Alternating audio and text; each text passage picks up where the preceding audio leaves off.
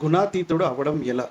So, నీ లైఫ్‌ని పీస్‌ఫుల్‌గా ఉంచే ఈ గుణాతీతుడు అవ్వడం ఎలా? సో, చాప్టర్ 14లో ఇప్పుడు కృష్ణుడు ఏం చెప్పాడు? సత్వగుణం అంటే శాంతి, రాజగుణం అంటే యాక్షన్, కోరికలు, డిజైర్, తామగుణం అంటే అలసత్వం, లేజినెస్, నిర్లక్ష్యం. కానీ వీటికి ఇన్‌ఫ్లుయెన్స్ కాకుండా ఉండేవాడే గుణాతీతుడు.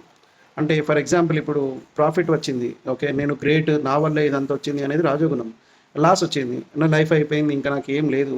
చచ్చిపోతా నేను, తామోగుణం. కానీ గుణాతీతుడు అంటే ఏంటంటే ప్రాఫిట్ వచ్చిందా? అవునా? Okay fine. లాస్ వచ్చిందా? అవునా? ఓకే. ఎట్లా రిజాల్వ్ చేద్దాం? సరే చూద్దాం. No problem. సో, పరిస్థితిని అర్థం చేసుకొని తర్వాత ఏం చేయాలో చూస్తారు.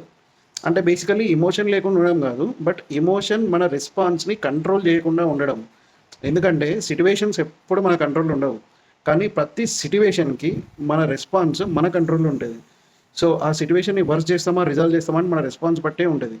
సో, మనం రెస్పాన్స్ ఎప్పుడైనా కూడా గుణాతీతంగా ఉండాలి. అప్పుడే ఆ సిట్యుయేషన్‌కి మనము కరెక్ట్ రిజల్యూషన్ ఇస్తాం.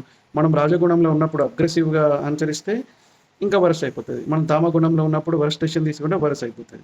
సత్వగుణంలో ఉన్నప్పుడు మంచిదే కదా మరి శాంతి అని అంటే లేదు. అన్ని సిట్యుయేషన్‌లు ఒకేలాగా మనం డీల్ చేయలేము. కొన్ని వేరేలాగా డీల్ చేయాల్సొస్తది. సో, గుణాతీతంగా ఉండాలి అని చెప్పేసి శ్రీకృష్ణుడు చెప్తున్నాడు.